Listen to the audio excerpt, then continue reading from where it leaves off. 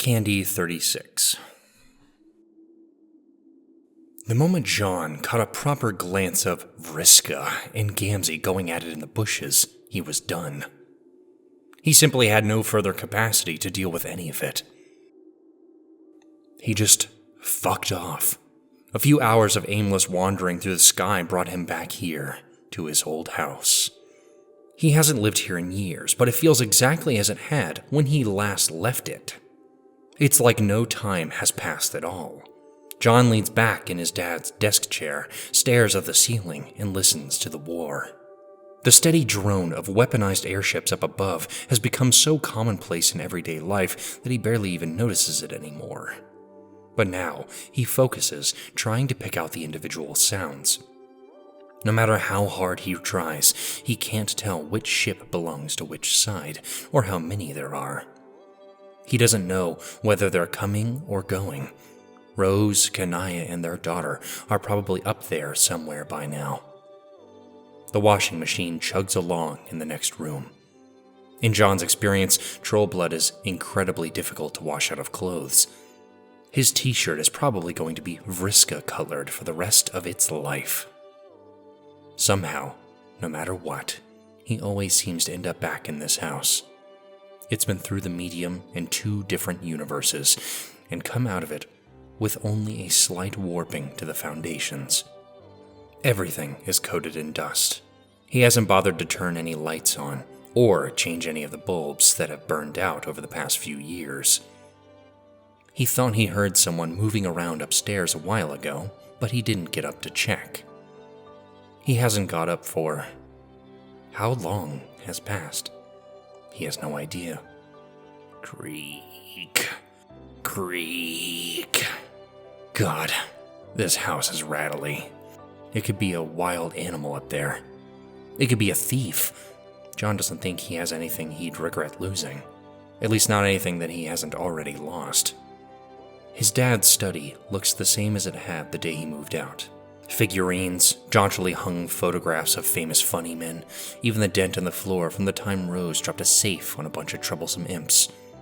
He'd always meant to hire someone to fix it, he just never got around to it.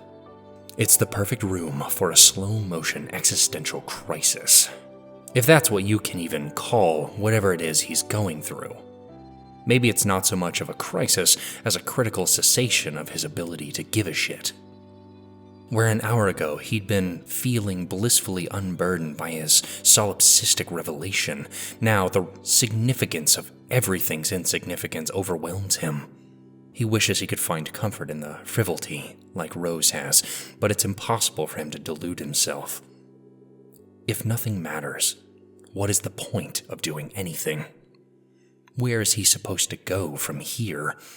How do you figure out how to fill your time when you have all of a meaningless eternity ahead of you? He's not sure why his brain thought he'd find an answer in this place. He swivels back and forth in his father's dusty desk chair, staring listlessly up at the featureless white expanse of the ceiling of the study. His mind runs in exhausting circles until he dozes off to a lullaby of distant sonic booms. When next he's jostled awake, it's by a figure that looks uncomfortably like... Dad? As John blinks away the sleep from his eyes, the man looming over him comes into focus. It's not his dad. It's Jake Crocker, who actually is his dad, but in a far more esoterically bullshit way than the man who used to fill the study with pipes and black licorice. John sits up straight in the chair and rubs at his eyes. Jake? What are you doing here? How are you here? Did something happen with Jane? Oh, nothing happened exactly. Just thought we would pop in for a bit of R&R with an old pal. Isn't that right, Tav? Jake scrunches up his face in the same way Harry Anderson does when he's lying. Across the room, Tavros Crocker fumbles his grasp on a particularly hideous fanciful harlequin. One of its pointy shoes snaps off. Cripes. Sorry, Uncle John. I'll replace it. It's fine. That's actually just a piece of garbage. John thinks he might still be dreaming. though if his subconscious were controlling the scene, there would be a few alterations. Aren't you cold? I am, in fact. These old duds. Jake snaps the elastic on his pair of red underpants. It's the only thing he's wearing. Well, you see, Janie bought all my other clothes. She had a certain way she liked me kipped out, and well, I didn't want to bring anything that belonged to her when I left. Nothing she, might miss. You took me. Jake winces. And you took you. Jake's wince deepens.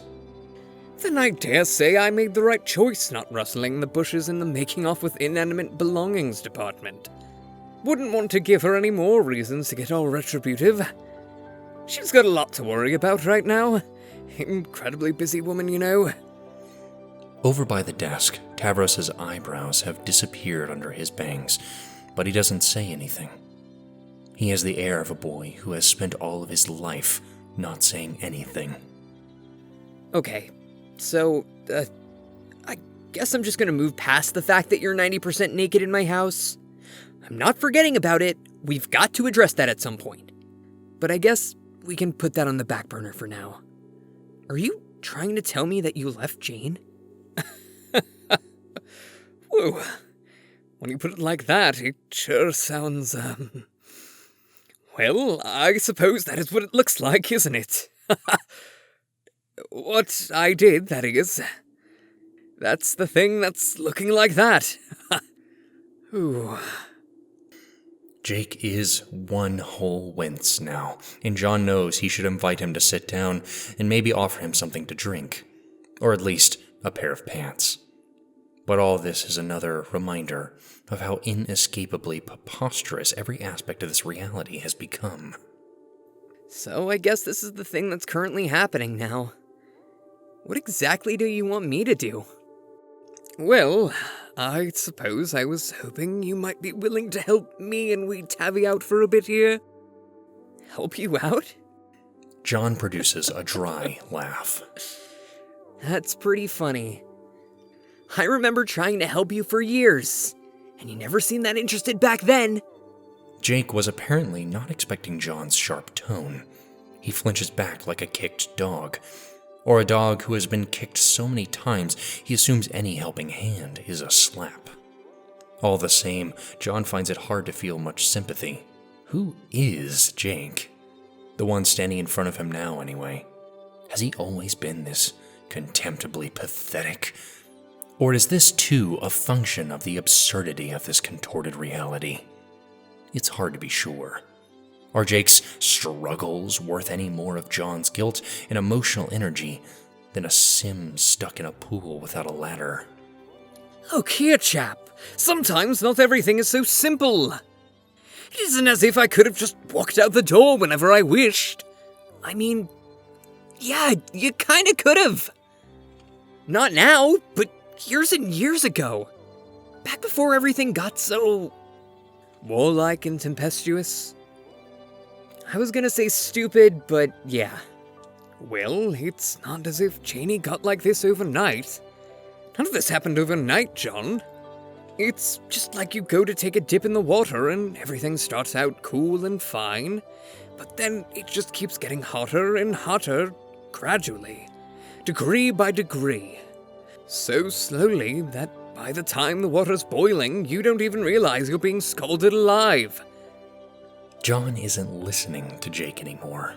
He's looking at Jake's son, who has returned to going methodically through the stuff on the desk, moving objects around, looking like he wants to shrink down into nothing. Tavros, who looks more like him than even Harry Anderson does. Something in John's stomach churns. The ridiculous fate of this facsimile of his friend is one thing, but Tavros... He thinks, if things really are the way they seem, isn't he John's fault too? Did his reckless decision really author a child just for it to suffer? John finds himself feeling a little sick. Are you guys, I don't know, hungry or whatever?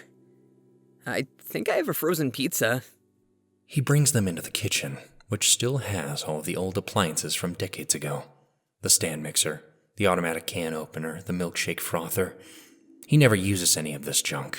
It clutters the place up, and he should have cleaned it all out years ago. He just kept coming up with excuses for why he had to leave it as it was.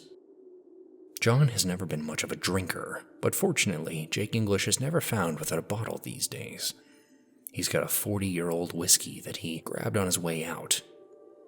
Apparently, his unwillingness to steal from Jane did not extend to her liquor cabinet. Tavros takes one look at the bottle in his father's hand and heads upstairs. Maybe that's for the best. It's getting hard for John to look straight at him. I'm sorry for being, a bitch. It's just been kind of a rough forever. No offense taken, chap. Whiskey? As you may know, I'm not in truth the biggest fan of the stuff, but it gets the job done right quick, eh? John accepts the offered glass and takes a sip. Regardless of the existential status of this reality, the alcohol tastes just as harsh and bitter as he remembers it. Jake swirls the rocks in his glass, looking queasy despite his proclamation of tolerance. John, do you think I'm a bad person? That's certainly not a question John ever expected to hear coming out of Jake's mouth. He hadn't thought him capable of that degree of introspection. Wait, what? Do you think I've ruined my whole entire life, and all of my relationships, and especially the most important relationship in one's life? The divine and unbreakable bond between a man and his son? Not sure if I'm the best person to talk to about this, considering I kinda did the same thing. But no, I don't really think that. It's not as if anything that's happened to you is your fault, like, existentially. Or, like, even non-existentially. I guess even in straightforward, non-metatextual jerk-off terms, it's also not your fault your wife was treating you like shit. It may be all my fault in both an existential and non-existential capacity, so I wouldn't sweat it too much either way. Hey? What do you mean? I don't think you'd really understand. All I'm saying is, you're alright. I think. I think you're doing the best you can. I don't blame you for anything, Jake. Jake grimaces. In the dim kitchen light, his 5 o'clock shadow looks like a bruise. I wish I could tell you hearing that was the load off my mind, John. The me of yesteryear probably would have drunk to your health and exclaimed, "That's grand, old chap! Now I'm off to wrestle with a robot and engage in dalliances and whatnot." Except I would have been drinking flat cherry coke back then, probably. Cran left an astounding amount of cherry coke behind when she died, and it took forever to get through it all. That's pretty gross. Different strokes for different folks, I suppose. Anyway, my point is, maybe you should blame me. Maybe I need someone to blame me, for once. Huh? I think I'm starting to realize that I've been going through life with the mindset that nothing has ever really been within my control. Maybe it's been the people I surround myself with. Janie always seemed so sure of what was right and what she wanted. And one of those things was me. I don't think I ever really tried to challenge her. Not when it ever mattered. And before her, there was Dirk. Oh boy. Dirk would have written me out an annotated schedule for every minute of my day if I'd asked him to. Or, especially if I hadn't asked him to. Dirk, he... maybe it's best if we don't dwell too much on that. The two of them share a moment of obligatory silence for someone long dead and gone.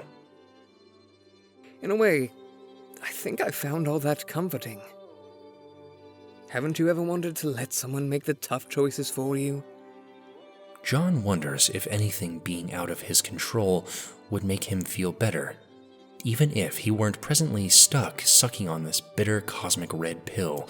He can't imagine being particularly happy with this world state. Maybe it just would have made it all the more soul-crushing. Or maybe he's doing exactly what Jake has always done. In a certain light, isn't ascribing all this mess to some unconscious influence he might have had over the metaphysical shape of reality just a way to brush off his simpler failures as a man and a father? Maybe? Yeah, I don't know. I'm starting to think I've been a bit of a fool about it all, though. It's easy to shrug it all off when it's just your own life being jostled about. But this is all something I should have been thinking about when old Tavi was born, isn't it? Too little, too late. I've not done right by that boy at all. Even now, all I'm doing is making excuses for myself. Phew. It's hard for John to disagree. It probably wouldn't do much good to say it, though. It's not like John wants to torture the guy, whatever the status of his realness attribute. Jake, I guess I actually don't know you that well, but I think there's a difference between making excuses and just giving reasons. There's reasons for what you did, sure, and I guess you can think of it as an excuse, but that's only if you don't make the effort to start trying to fix yourself. And I mean, okay, look, you left. You're doing it. You're making it happen. You got your son out of there. Better a decade late than never, I guess. You're right, John. I did do that, didn't I? Nobody swooped in through the window and rescued me. I did it myself. I finally stood up for what's right, and I'm going to make way for a new and better me. I have my immortal life ahead of me. There's no point in sitting around hating myself and regretting the past. John's mouth open and closes dumbly. That's it? I thought it would be harder to convince you. Jake grins, and the effect is incendiary. It's brilliant. His glee is lighting up the room. John blinks. It's literally lighting up the room. A faint but steady glow pulses from Jake's body, radiating like heat from a fire. John can't help but recoil a little, like a vampire in the sunlight. He wishes bitterly that it could be so easy for him to just forget all his fears and regrets and forge forward with the honest, dumb conviction that if he just tries hard enough, all his problems can be chased away. Golly, John, Gee willikers, do you hear that? Music swells out of nowhere. For a moment, John thinks the ridiculous noise is coming from Jake, too, but he quickly pieces together that Tavros must have found the old record player upstairs. Jake sets his untouched glass of whiskey aside and starts tapping his fingertips on the kitchen countertop, his aura of hope pulsing brighter. Then, with a dignified flourish, he raises an arm. John! Yeah? Take my hand. What? Why? Jake snatches John's hand and pulls him in, catching him off guard. John floats, an instinctive reaction to when he's knocked off balance. Dance with me! Oh, Jesus Christ. This is not the sort of jazz you dance to, and it is definitely not the sort of jazz you waltz to. John isn't sure there is that type of jazz. Jake leads relentlessly, but it's the glow of his ridiculous god-tier magic that brings John down enough for his feet to touch the ground. Whether John wants it or not, there's something inescapably infectious about Jake's senselessly optimistic energy. Even if they do end up stepping on each other's feet, gambling around like newborn giraffes, who cares? What's the harm in a little dancing? I'm excited, John! I haven't been excited in such a long time! It's just so great to be out on my own, here with you after so long! You and me and Tav, gosh, we're going to make such a team! 2 crockers and an Egbert. A cracking good comedy, to be sure. Heck, perhaps I'll take back my good old name. Who knows? Maybe Tav would want to be in English too. This place is a bit smaller than we Tavi is used to, but I'm sure we'll make do. You want to move in with me? Oh, yes. I suppose I ought to run the plans by you first before letting my imagination run wild, eh? I'm sure I could find somewhere else to stay. But I must say, I do feel much safer bringing Tav up with family. Jake launches into a doozy of a spin, which John supposes may well have knocked the last of his sense out of him. Sure, why the hell not? Jake gives John a whirl, which sends him spinning across the floor in his socks. He stumbles and falls over, which is a bit of a comical display with his windy reflexes. It makes Jake laugh uproariously. Being flung from Jake's orbit of hope and change is a little like being dashed with a bucket of ice water, though. All of John's gloom and malaise surges back to the fore like air filling a vacuum. He feels hungover. Oof. John lies immobile on the floor tile. Jake draws up to look down at him in confusion, striking a pose that is both dazzlingly model-esque and doubtlessly completely unintentional. Huh? What are you looking so glum for there, chap? Oh, you know, the usual. Do you need help getting up? Nah, I'm cool down here on the floor. You know, John, maybe we'd ought to embark on this journey of self-betterment together. What do you say, my boy? What? I got my Tavi out. Have you been thinking about making amends with Roxy and such? Maybe give her the push she needs to get out herself? Not really. And why in the hell not? Like I said, you wouldn't really understand. I don't think there's really much of a point in me trying to talk to Roxy. She's not... She is not... what? John hauls himself up to his feet and moves to the living room. Jake follows, but John now ensures that there's a healthy enough physical distance between himself and Jake's black hole of psychic optimism. You can't rightly go and blame the woman for all your troubles, John. I'm not blaming her at all. Then what are you saying, Johnny boy? John sighs and drops down onto the couch. He stretches out so Jake can't take the seat beside him. That even if I could talk to her and try and set things straight, why bother? She may not even be, real, strictly speaking. Huh? Like I said, you wouldn't understand. Trust me, it's all a whole lot of crazy stuff.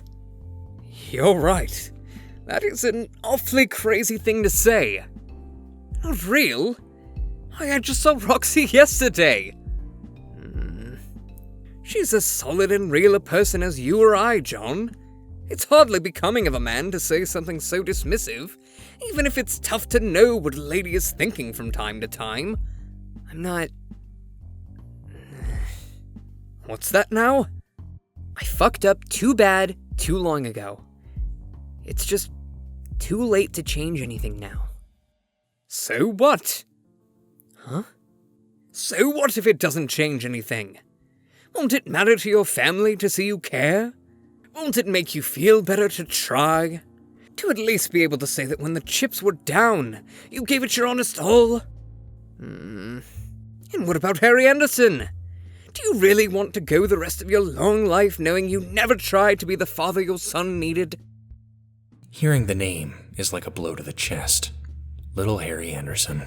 His son, who he held and fed and taught and raised into a young man.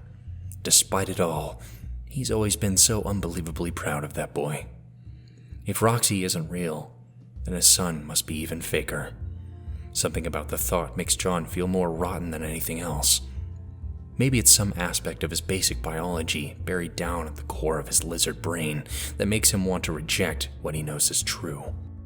The allure of the denial, of the anesthetic hope radiating from Jake's epically sculpted body is difficult to turn away. My word, John. Are you... crying?